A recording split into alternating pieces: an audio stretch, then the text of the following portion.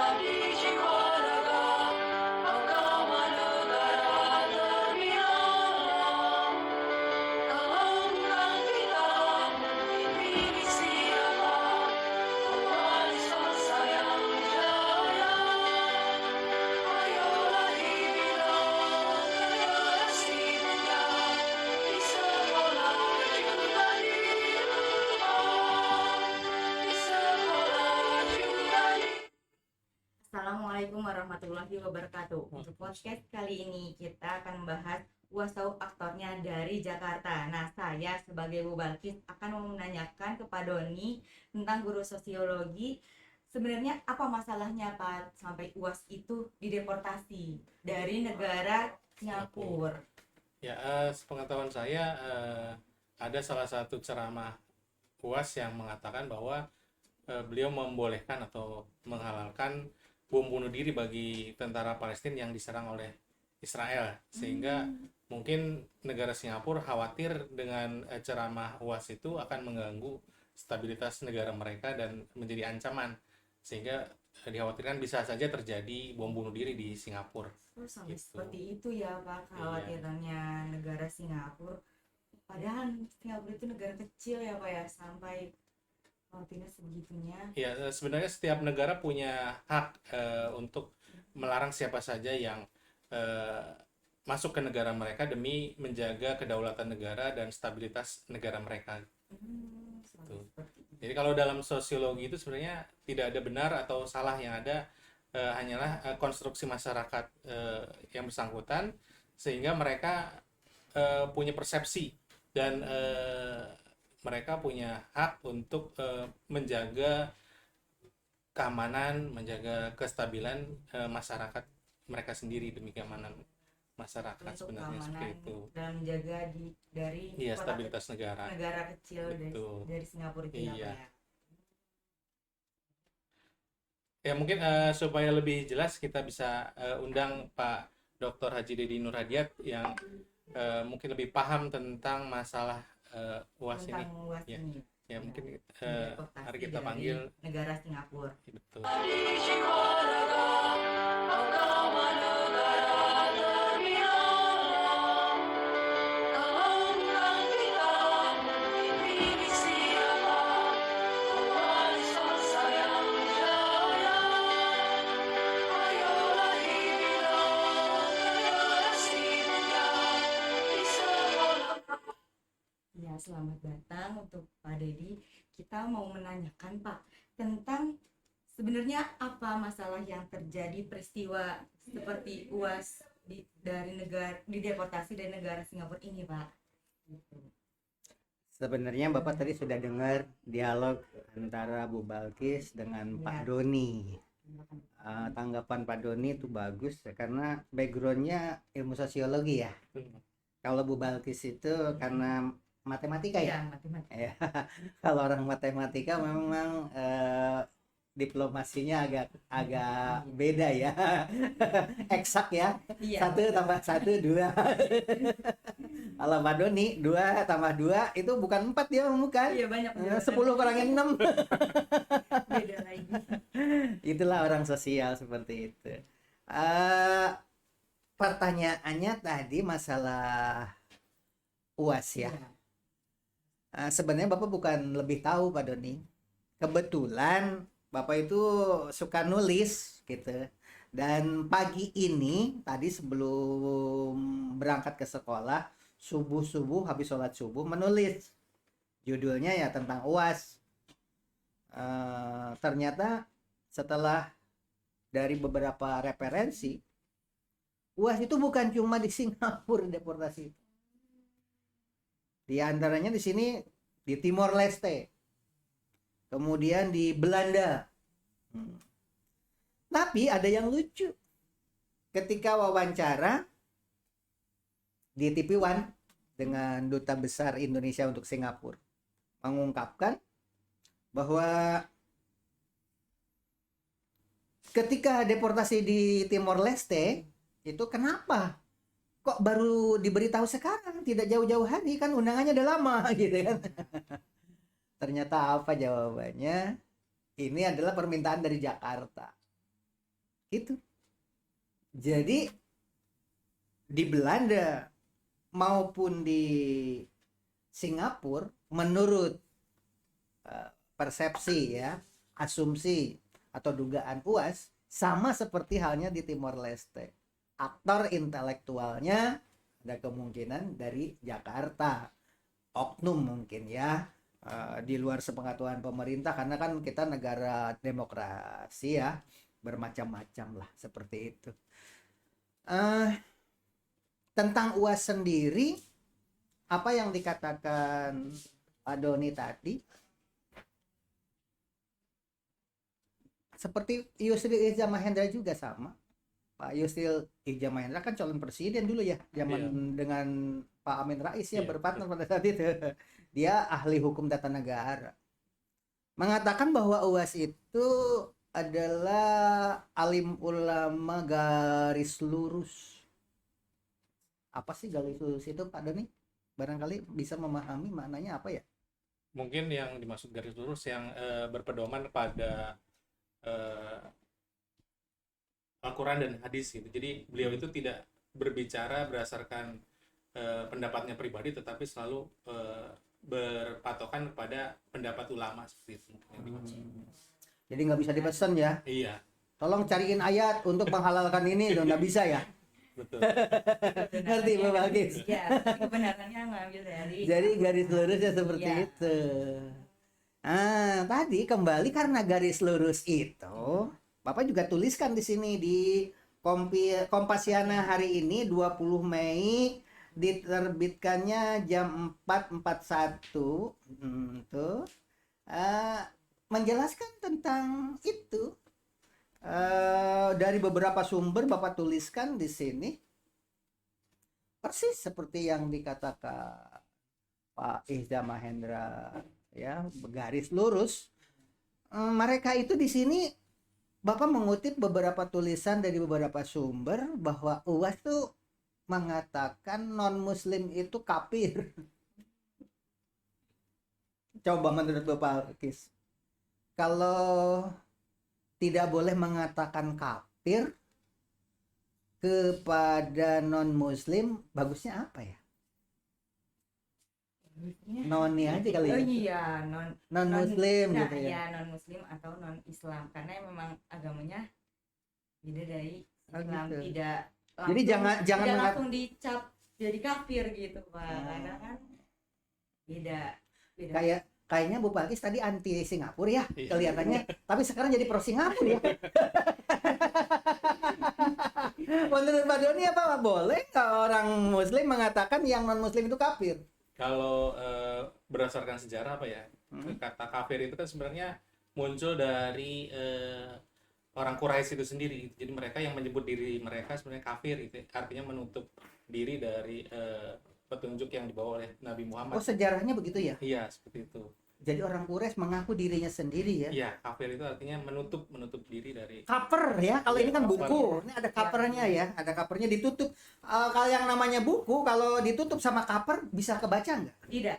Itu yang dimaksud dengan kafir itu kan Iya. itu sesungguhnya ya. Iya, kalau berdasarkan. Nah, biar hadirin yang ada di rumah juga tahu. Jadi jangan kesinggung kalau non muslim dikatakan kafir. Karena kafir itu artinya cover. Iya. Jadi kalau ingin membaca buku itu harus dibuka covernya, baru bisa dibaca kan begitu. Tahu Nah, dalamnya. dalamnya dibaca begini. Nah, orang-orang kafir itu nggak mau baca Al-Quran, nggak mau baca hadis, mendengarkan aja ceramah UAS nggak mau. Makanya mereka sakit hati kalau dibilang kafir.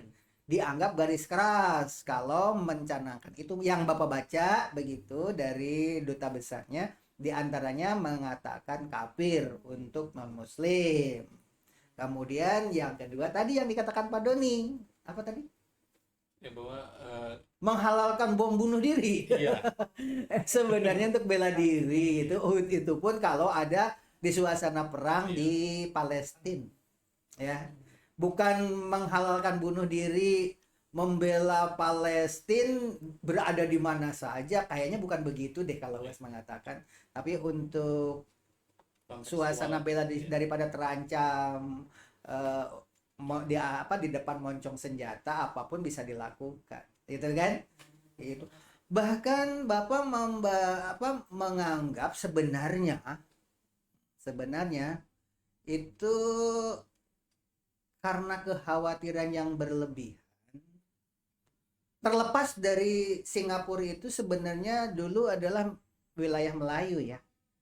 Tapi sekarang kan di sana bukan lagi orang Melayu, multi etnis dan banyaknya orang India, orang Israel. Bahkan Bapak tulis kan di Kompasiana ini, satu-satunya negara di Singapura itu yang merayakan besar-besaran kemerdekaan Israel. Itu Majelis Ulama Indonesia ini tokohnya yang berbicara, yang menyatakan seperti itu. Dapat dibayangkan kemerdekaan Israel saja dirayakan seperti yang Bapak tuliskan di Kompasiana ini dengan kutipan-kutipannya. Berarti antek-antek Zionis harus dibedakan ya, antara Israel dengan Zionis beda ya. Orang Israel itu banyak orang Muslim ya. Yasser Arafat sendiri istrinya kan orang Israel ya kan. Orang Israel itu banyak yang orang-orang Muslim gitu. Hanya yang perlu di garis bawahi di sini yang dimaksud adalah Zionis. Nah, kalau perayaan kemerdekaan di negara Singapura, padahal perayaan kemerdekaan Israel begitu meriahnya, berarti ada apa? Ketika UAS mengatakan halal untuk melawan dengan cara yang tadi dikatakan dianggap ekstrim, sebenarnya menurut Bapak mungkin untuk meredam jangan sampai ada orang-orang yang terlalu berani dengan UAS dibungkam, maka yang lain hati-hati kan gitu, bukan cuma UAS gitu kan. Gitu. Kalau menurut Bapak, kalau menurut Pak Doni, menurut ilmu sosiologi gimana itu? Ya kalau saya sih melihat ya dari sisi norma sosialnya aja, ketika negara tersebut merasa terancam ya sah-sah saja kalau mereka mempertahankan diri dengan cara seperti itu. Kalau dari sosiologi seperti itu, tinggal nanti kan ada respon balik dari negara Indonesia seperti apa kepada Singapura, dan itu juga tidak bisa dipersalahkan juga. Apa yang dilakukan oleh Singapura tidak bisa dipersalahkan, dan apa yang nanti respon balik dari negara Indonesia juga tidak bisa dipersalahkan. Seperti itu. Itulah yang sekarang sedang dipublikasikan oleh orang luar, terutama dari pihak Singapura. Apa yang dikatakan Pak Dede tadi, sebenarnya itu adalah bagian dari strategi untuk menghalalkan pengusiran. Jadi secara ilmu sosiologi emang benar seperti itu. Kalau menangkal itu harus dengan dasar keilmuan, ya kan? Ya, secara keilmuan betul yang Pak Doni katakan itu. Tapi permasalahannya, apakah ada cross check? Bagaimana status UAS di Indonesia? Kan harusnya Duta Besar Indonesia tahu, ya, data-datanya bahwa orang-orang ekstrim di Indonesia adalah orangnya ini gitu kan? Kan ada duta besar. Ya kan, ada duta besar Singapura di Indonesia kan? Ada duta besar Indonesia di Singapura.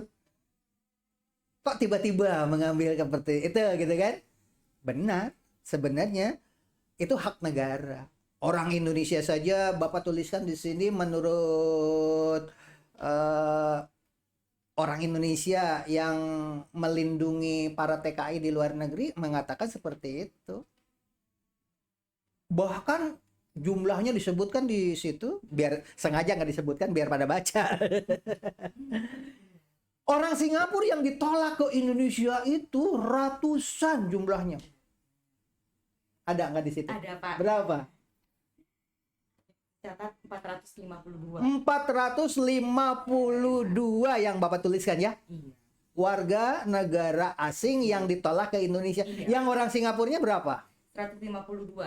152. Sementara kita hanya UAS yang terangkat ke permukaan. Karena UAS bukan orang sembarangan, orang yang dihormati, datuk ya kan, gitu. Orang Indonesia juga yang dilarang masuk ke Singapura banyak, begitu. Jadi tadi kalau ingin membela diri harus pakai keilmuan seperti tadi. Jadi yang dikatakan oleh Pak Doni tadi itu adalah strategi untuk menghalalkan, dan itu benar hak negara masing-masing, begitu. Sehingga rakyat Indonesia yang nonton di sini rasionalnya seperti itu. Rasional seperti itu. Tetapi perlu kita ketahui bahwa kepentingan Israel untuk Asia Tenggara itu luar biasa. Dan kita pun sama, tidak bisa terlepas dari produk-produk minuman, produk apapun selalu, karena ilmuwan di sana kan banyak.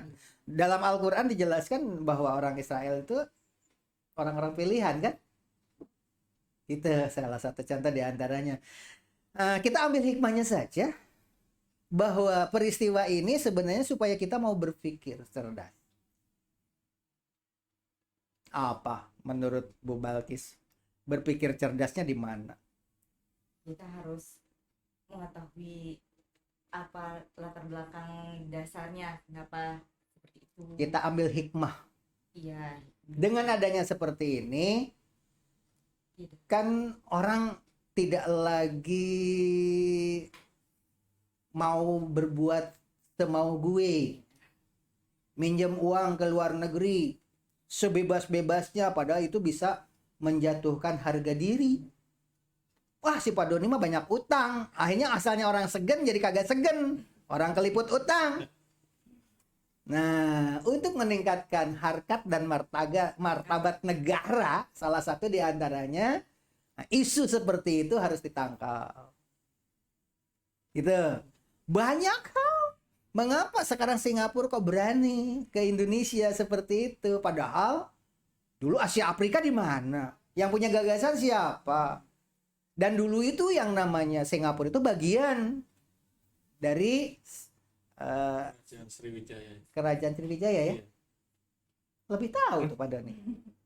Coba barangkali Pak Doni lebih tahu gimana menurut Pak Doni. Dulu Singapura itu sejarahnya gimana? Kok sampai ke Malaysia sih? Sepengetahuan saya Pak ya, walaupun dulu itu bagian dari kerajaan Sriwijaya, tetapi tanah tersebut dibeli oleh juragan-juragan atau tuan-tuan tanah dari Tionghoa. Jadi Orang Tionghoa itu beli lahan di situ. Jadi masyarakat asli sana tergusur dengan dibelinya lahan di sana, sehingga mayoritasnya justru sekarang lebih banyak orang luarnya daripada etnis Melayunya seperti itu. Sehingga memisahkan diri dari Malaysia ya. Iya, betul. Oh, nah Bu Balkis kan orang matematika, nggak ngerti nih yang begini nih. Supaya Bu Balkis tahu, di Indonesia itu di sini ada PTPN. PTPN itu dulu milik orang Belanda zaman Inggris. Ada Tuan Hopland namanya, keturunannya dan seterusnya di situ. Ketika Indonesia dijajah Belanda, Tuan Hopland kan orang Belanda. Dengan Inggris saja merasa kerjasama, ya begitu dijajah sama Belanda, lebih bersahabat dengan penguasa negara. Akhirnya apa? Itu yang namanya PTPN itu kan dulu, itu sejarahnya kan seperti itu, dibeli. Dan rakyat Indonesia itu paling seneng kalau lahannya dibeli. Mungkin Singapura juga begitu sama. Iya. Kenapa seneng? Ayo, Bu Balkis orang matematika harus tahu gitu. Kok rakyat Indonesia tanahnya dibeli kok seneng gitu. Pasti ada keuntungan dari Cuan. lebihnya itu Pak. Iya, ada. Bukan harga jual, bukan. Tapi orang yang punya tanah, jika tanahnya dibeli, orang yang punya tanah tersebut setelah dijual boleh bekerja di perhutani atau PTPN miliknya Tuan Hopland. Dan gaji pegawai negeri di zaman Belanda dibanding dengan buruh. Perkebunan, buruh. PTPN, jauh.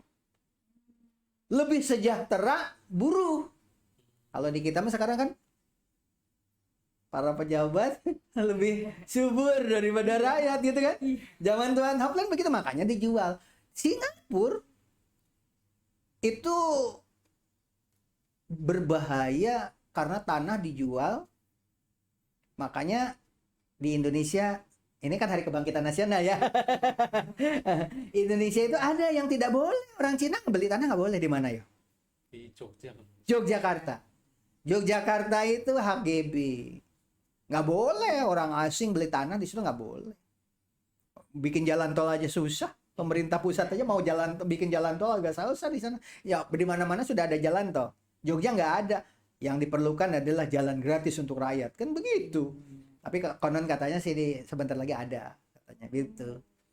Nah ini sebenarnya untuk kebijakan negara terhadap hal-hal tadi. Pembangunan, pembelian tanah, utang ke luar negeri, semuanya itu sebenarnya berdampak pada masa depan rakyat Indonesia. Salah satu contoh sekarang, dulu Indonesia mau membuat nama kapal. Itu orang kapal-kapal Indonesia diberi nama oleh kita, kan diprotes oleh Singapura. Nggak setuju dengan nama itu. Kok berani amat ya gitu kan. Salah satu contoh begitu. Karena apa? Wibawa kita. Bahkan ada yang bilang, mungkin kalau presidennya tentara kayak zaman dulu, mungkin agak lebih berani katanya begitu. Tapi Pak SBY juga tentara, ternyata tidak sekeras Pak Harto ya kan. Jadi tergantung individunya ya, mau tentara atau tidak ya kan. Ya begitu. Silahkan ada pertanyaan lagi. Mengenai kebetulan ini UAS itu kan unik ya. Uniknya kenapa? Garis lurus, kalau di Al-Quran dikatakan bahwa non-muslim itu kafir, ya memang di Al-Quran itu memang kafir bahasanya kalau non-muslim itu. Tapi mungkin tidak boleh mengatakan kafir dengan ekspresi yang marah. Tapi untuk kafir dengan senyuman kan beda. Anda kafir ya. Tidak nyaman juga ya. Bisa tersinggung lagi nanti Pak. Itu barangkali ya. Bapak juga di sini menuliskan, sengaja Bapak menerbitkan buku. Di sini ada tentang UAS dengan Hotman Paris. Waktu itu Hotman Paris juga mengapa sampai mau dialog. Coba di halaman berapa dicari? Oh itu belum dibuka ya? Ya, masih. Di sini juga dijelaskan mengapa Hotman Paris sampai ingin dialog dengan UAS. Karena masalahnya sama. Tadi mengatakan kafir itu. Bahkan yang lebih ekstrim mengatakan seperti mengadu domba begitu. Akhirnya dijawab sama UAS di buku ini dituliskan nih. UAS mengatakan itu adalah pertanyaan yang harus dijawab, bukan ceramah UAS seperti itu. Ya, kalau ditanya apa boleh misalkan mengatakan kafir kepada non-muslim, di Al-Qur'an memang kafir kan begitu. Itu kan menjawab pertanyaan. Gitu kan? Itu. Tetapi ketika pertanyaannya dipotong, yang dijelaskan adalah tentang kata kafirnya itu. Boleh mengatakan kafir, begitu. Ya jadinya marah orang kan, potongan-potongan itu ya kan. Dan begitu. Nah di sini Hotman Paris sebenarnya bagus dulu di Indonesia juga sebelum ada peristiwa deportasi dari Timor Leste, deportasi Belanda, deportasi di Malaysia, apa bukan Malaysia, apa Singapura, itu di Indonesia sempat rame. Karena apa? Karena kalimat itu, untungnya yang penyelamatnya itu Hotman Paris.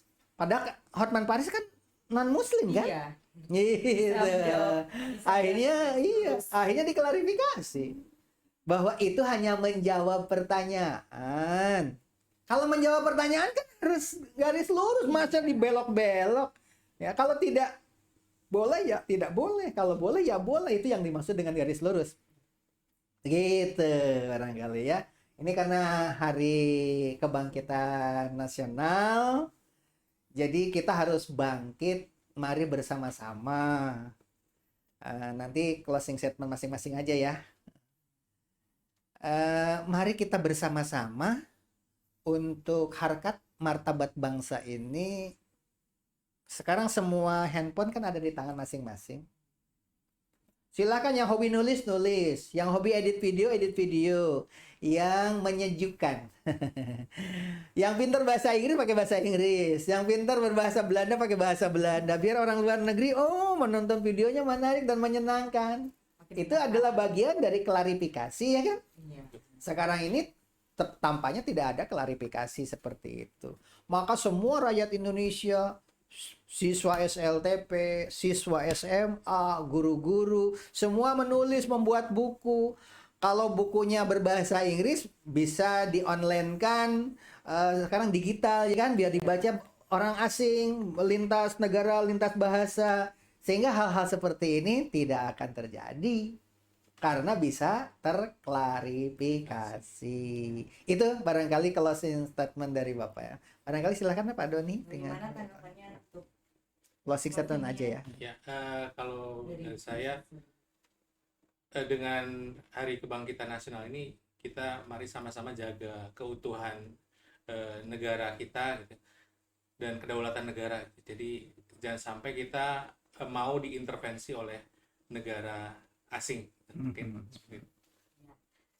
Terima kasih untuk Bapak dan Pak Doni tanggapannya tentang judul sekarang nih tentang UAS, tahu aktornya dari Jakarta, dan sekarang untuk hari ini adalah hari Kebangkitan Nasional, Harkitnas ya.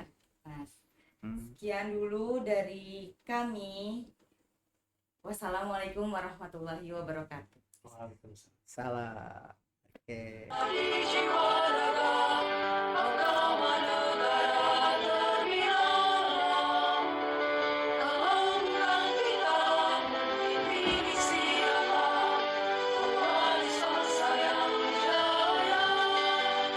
Ayolah hidup generasi muda, di sekolah juga di rumah. Di sekolah juga di rumah. Di sekolah juga di rumah. Kalau merubah undang-undang sistem, perubahan satu melalui metode omnibus law, ya. Yang kedua,